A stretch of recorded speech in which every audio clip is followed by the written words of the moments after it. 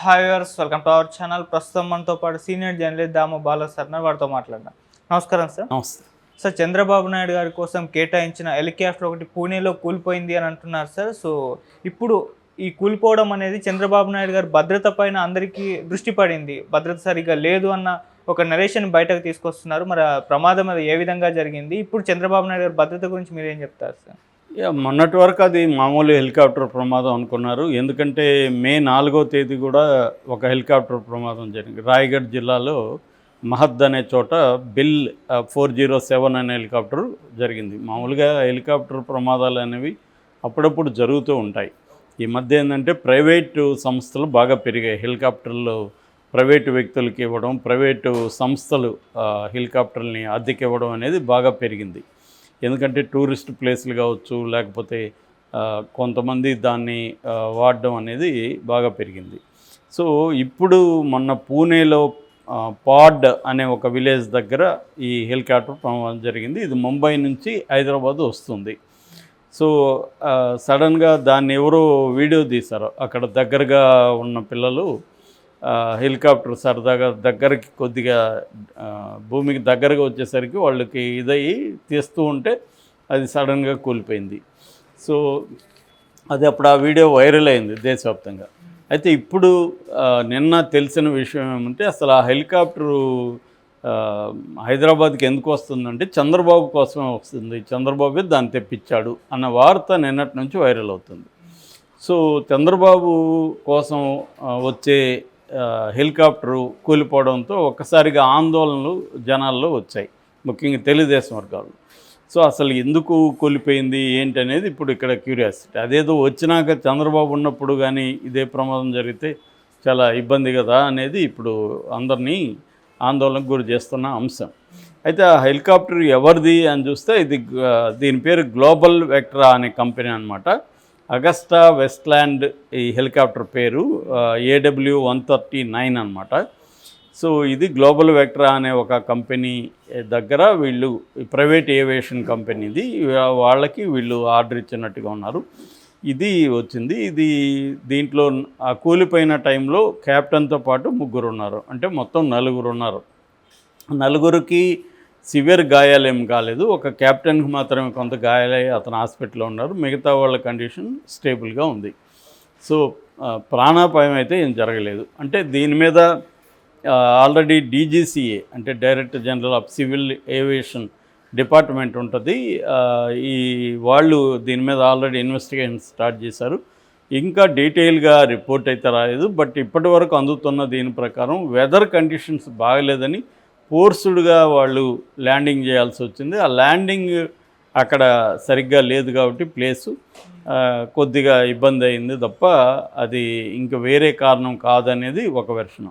అయితే ఇప్పుడు ఇక్కడ తెలుగులో వాళ్ళు చెప్తున్నది ఏమంటే చంద్రబాబుకు సంబంధించిన సన్నిహిత బ్యాచ్ ఇది 16 సంవత్సరాల ఓల్డ్ అయిన హెలికాప్టరు. ఇది ఆల్రెడీ దీన్ని వాడకూడదు, అయినా వాళ్ళు వాడుతున్నారు పర్మిషన్లు తెచ్చుకొని. మరొక ఇదేంటంటే ఐరనీ అంటాం. ఐరనీ ఏంటంటే మన రామ్మోహన్ నాయుడే ఏవియేషన్ మినిస్టరు. సో మరి తెలుగుదేశం వాళ్ళు ఇప్పుడు చర్య తీసుకోవాలంటే ఆ ఏవియేషన్ కంపెనీ మీద, గ్లోబల్ వెక్ట్రా మీద చర్య తీసుకోవచ్చు. ఇలాంటి హెలికాప్టర్ని చంద్రబాబుకు మీరు పంపిస్తారా అనేది. ఒకవేళ దీని వెనక ఉన్న కుట్ర కోణం ఉందా? ఎందుకంటే ఇప్పుడు మనకు ఆల్రెడీ ఒక రాష్ట్ర ముఖ్యమంత్రిని మనం హెలికాప్టర్ ప్రమాదంలో కోల్పోయినాం. అందువల్లనే మన తెలుగు వాళ్ళకి ఏంటంటే ఇది ఒక సెంటిమెంట్గా కూడా ఉంటుంది. హెలికాప్టర్ ఎవరు ముఖ్యమంత్రుల స్థాయి వాళ్ళు హెలికాప్టర్లో పోతున్నా అందరికీ దృష్టి దాని మీద ఉంటుంది. ఇది ఏమి హెలికాప్టరు, దీనికి భద్రత పరిస్థితి ఏందని. కానీ వీళ్ళు గ్లోబల్ వెక్ట్రా వాళ్ళు ఏం చెప్తున్నారంటే ఈ హెలికాప్టరు వెళ్తున్నప్పుడు పైలట్ కానీ క్రూ కానీ దీన్ని తరోగా చెక్ చేశారు, ఎటువంటి ప్రాబ్లము లేదు, కాకపోతే సడన్గా వెదర్ చేంజ్ అవ్వడం వల్ల వచ్చిన ప్రాబ్లం ఇది. సో అనే అంటున్నారు.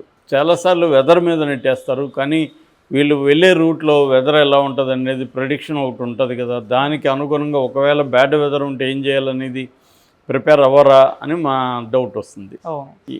సో ఏదేమైనా ఇప్పుడు చంద్రబాబు మరి దీన్ని ఊరికే వదిలేస్తాడా? ఎందుకంటే ఏవియేషన్ తన పార్టీ నాయకుడే మంత్రిగా ఉన్నాడు కాబట్టి దీని మీద తరువుగా ఎంక్వైరీ చేయిస్తారా అంటే డీజీసీఏ అయితే చేస్తుంది. మామూలుగా ఇట్లాంటి ఏదైనా జరిగినా DGCA is the appropriate body enquiry చేయడానికి. సో చేసిన తర్వాత మరి వాళ్ళ మీద ఏమైనా చర్య తీసుకుంటారని చూడాలి. అంటే ఏవియేషన్ కంపెనీ ఇది వాళ్ళ నెగ్లిజెన్స్ అయినా లేకపోతే ఏమైనా కుట్ర కోణం ఉందా, ఇవన్నీ కూడా బయటికి రావాల్సి ఉంటుంది. లేదు వీళ్ళు చెప్పినట్టు నిజంగానే వెదర్ కండిషన్ వల్లనే ఫోర్స్డ్ ల్యాండింగ్ వల్లనే ఇది జరిగిందా అనేది చూడాలి. ఎందుకంటే వరల్డ్ వైడ్గా కూడా హెలికాప్టర్ ప్రమాదాలు అనేవి బాగానే పెరుగుతున్నాయి. ఎప్పుడైతే ప్రైవేట్ వాళ్ళకి ఇచ్చారో ప్రైవేట్ వాళ్ళు ఏం చేస్తారు, వాళ్ళకి కక్కుర్తి ఖచ్చితంగా ఉంటుంది. వాళ్ళు గవర్నమెంట్ ఏజెన్సీల దగ్గర మ్యానిపులేట్ చేసుకొని లైసెన్సుల్ని కంటిన్యూ చేసుకొని సరిగ్గా లేని ఇది కూడా నడుపుతూ ఉంటారు. వాటిని ఏవో రిపేర్లు చేసి నడుపుతుంటారు కక్కుర్తికి వెళ్ళి. సో కానీ ఒక ముఖ్యమంత్రి స్థాయి వాళ్ళకి కూడా ఇలాంటి హెలికాప్టర్ 16 ఏళ్ళుగా పాతదైన ఈ హెలికాప్టర్ని ఇవ్వచ్చా, ఇలా పంపించచ్చా, మరి వీళ్ళు ముఖ్యమంత్రి పర్సనల్ దీన్ని ఎవరైతే ఆర్డర్ ఇచ్చి తెప్పించారో వాళ్ళు ఇవన్నీ చూసుకోరా, అది ఎన్నేళ్ళ హెలికాప్టరు, దాని కండిషన్ ఏంది, ఇవన్నీ వీళ్ళు చెక్ చేసుకోరా. ఇలాంటివి ఇప్పుడు ఆల్రెడీ ఒకసారి ప్రమాదం జరిగి ఒక ముఖ్యమంత్రిని కోల్పోయిన తర్వాత కూడా మళ్ళీ ఇలాగా ఇంత నెగ్లిజెన్స్ ఎలా సాధ్యమవుతుంది అనేది ఇప్పుడు అందరికీ వస్తున్న ప్రశ్న. ఇప్పటివరకు తెలుగుదేశం వర్గాలు కానీ ప్రభుత్వ వర్గాలు కానీ దీని మీద ఏమీ మాట్లాడలేదు. మరి ఆ రిపోర్ట్ కోసం వెయిట్ చేస్తున్నారా? మామూలుగా అయితే మాట్లాడాలి. వైసీపీ కూడా దీని మీద ఏం మాట్లాడలేదు.